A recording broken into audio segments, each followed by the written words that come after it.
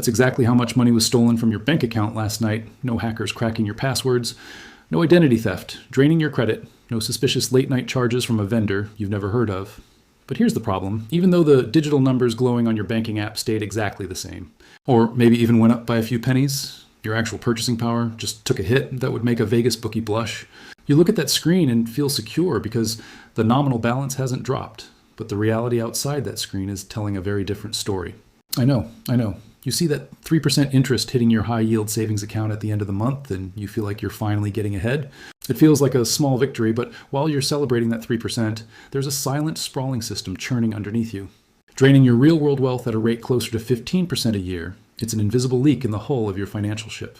I'm not going to bore you with a 400-level macroeconomic lecture full of academic jargon. I'm going to show you the silent default.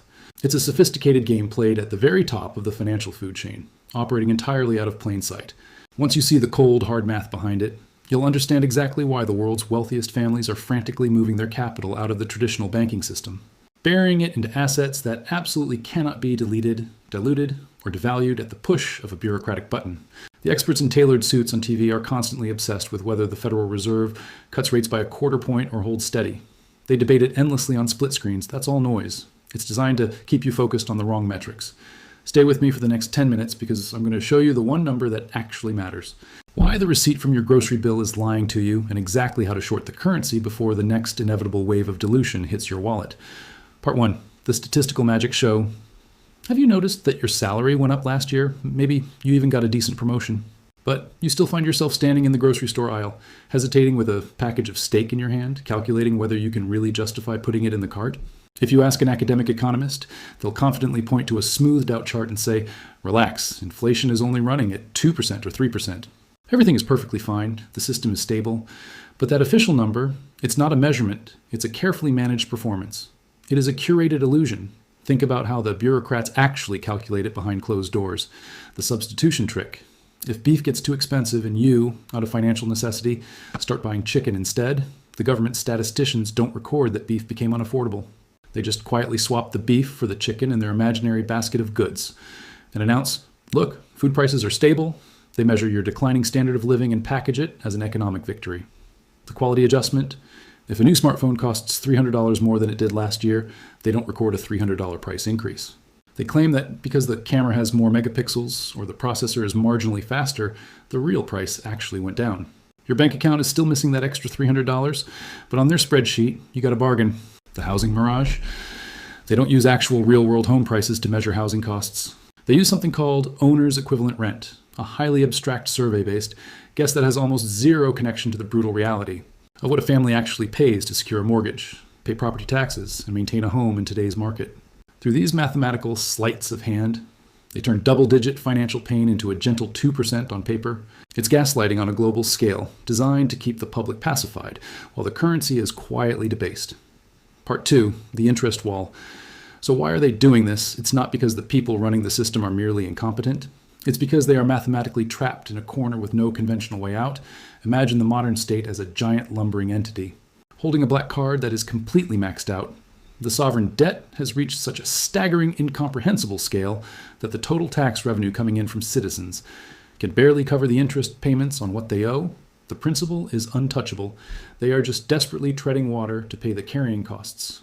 When a government hits this massive impenetrable wall, they only have two choices. Number 1, hard default. They officially stop paying. They admit they are broke. This immediately triggers a total collapse of the bond market. Wipes out pensions and is the ultimate form of political suicide. Number 2, the silent default. They print the money to pay the debt. Option number 2 is the winner every single time. It is the path of least political resistance. They authorize the creation of trillions of dollars out of thin air, not physical paper. But digital keystrokes on a central bank terminal to buy their own government bonds, the media calls this quantitative easing or liquidity injections. By making every single dollar currently sitting in your pocket, your wallet, and your checking account worth fundamentally less, they effectively shrink the real size of the massive debt they owe. They aren't explicitly defaulting on the amount of money they promised to pay back. They are defaulting on the purchasing power of that money. Part 3, the heist is layered. Here is the part that should make you more than just a little angry. This flood of new money doesn't hit everyone in the economy at the exact same time. It is not an even distribution. It works exactly like a heavy stone thrown into a still lake. The violent ripples hit the center first. The people positioned closest to the printing press, the federal governments, the megabanks, and the elite heavily connected corporations get to absorb this new money first. They get to borrow it at near zero rates and spend it while prices in the broader economy are still low. By the time those financial ripples finally reach the outer edges of the lake, where you, the wage earner, the small business owner, and the everyday saver live, the prices of goods, services, and assets have already spiked in response. You're stuck receiving the old degraded value of money to pay for the new heavily inflated costs of living. This is the ultimate hidden tax. It requires no legislation, no one had to debate it on the Senate floor, and no citizen ever got to vote on it. It's just a quiet, relentless transfer of wealth from those who naively save in fiat currency to those who are strategically positioned closest to the expansion of the money supply. Part 4, real versus nominal. If your local bank branch pays you 3% interest, you look at your monthly statement and you feel like you're winning. The nominal number is climbing, but if the real world cost of living, the energy to heat your home, the food to feed your family, the insurance to drive your car, is rising at 10%, you are actually losing 7% of your foundational wealth every single year. You are slowly bleeding out while staring at a Band-Aid if you leave your hard-earned money in that safe FDIC-insured account for a decade. Your purchasing power is effectively cut in half. You won't see a negative sign on your statement, but your money will simply buy half as much life. That isn't prudent saving or responsible money management. It's slow-motion confiscation. The wealthy understand this math perfectly. That's exactly why their financial strategy is the polar opposite of yours. They don't hoard cash. They actively short the currency and go incredibly long on tangible assets. They borrow millions in a currency that is guaranteed to lose its value in order to buy aggressively scarce assets like prime land, industrial real estate, or cash-flowing businesses that are practically guaranteed to gain value. As the dollar progressively weakens over the years, the real burden of their massive debt shrinks to a fraction of its original weight. While the nominal price of their underlying asset explodes upward, inflation doesn't hurt them. It acts as the rocket fuel for their net worth. Part 5, the 3 pillars of hard wealth. So how do you respond to a system rigged in this direction? You have to deliberately exchange fragile paper wealth for hard, undeniable value. There are 3 primary ways to build a fortress around your purchasing power. Number 1, physical scarcity, gold and silver. I'm talking about the heavy physical stuff, not a digital ETF or a paper claim on a distant bank's ledger. That can be halted during a crisis. Central banks can conjure trillions of dollars with a single keystroke, but they cannot print a single ounce of gold. It requires energy, labor, and time to pull from the earth. It is the ultimate historically proven insurance policy against the reckless political experiments of central planners. Number 2, strategic real estate. I don't mean speculative, over-leveraged condos in a boom and bust ghost town. I mean tangible property in highly economically central areas where human beings absolutely must live and work. Real estate allows you to use the wealthy's playbook, fixed rate leverage.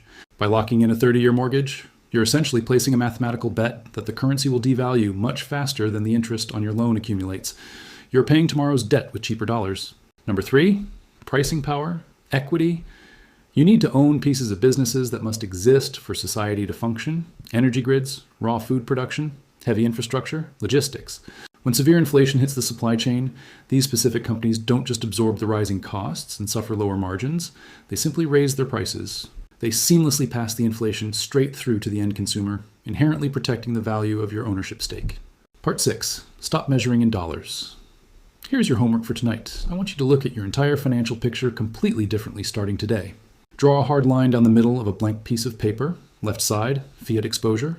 List your savings accounts, your checking balances, and your low-yield government bonds. This is your degradation zone. It is melting ice. Keep only what you absolutely need for 6 months of living expenses and emergencies.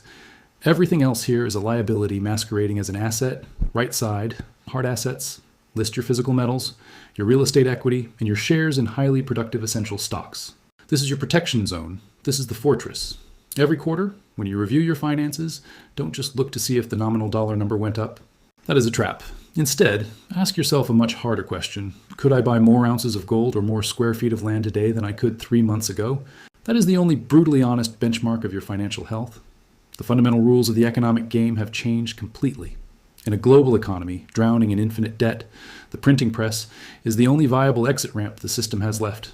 You can sit back and complain about it. You can be paralyzed by the fear of it, or you can choose to move faster than the dilution. If you're tired of grinding out 40 to 50 hours a week just to watch the stored value of that physical labor silently evaporate into the ether, then you need to aggressively stop thinking like a passive saver and start thinking like an owner. I'm doing a massive deep dive next week on exactly how to evaluate companies with undeniable pricing power. so you can pinpoint the exact equities needed to outrun this inflation curve. You're going to want to see the strict fundamental checklist I use to separate the fragile companies from the inflation-proof ones. Hit subscribe so you don't miss that notification. And do me a favor before you go, drop a comment below.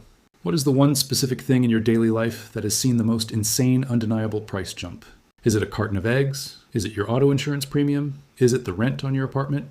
I read every single comment, and your boots on the ground stories help me expose the real unfiltered inflation numbers that the mainstream headlines simply won't touch. $0 was stolen from you last night. Get your capital out of the degradation zone and don't let them take any more tonight. I'll see you in the next one.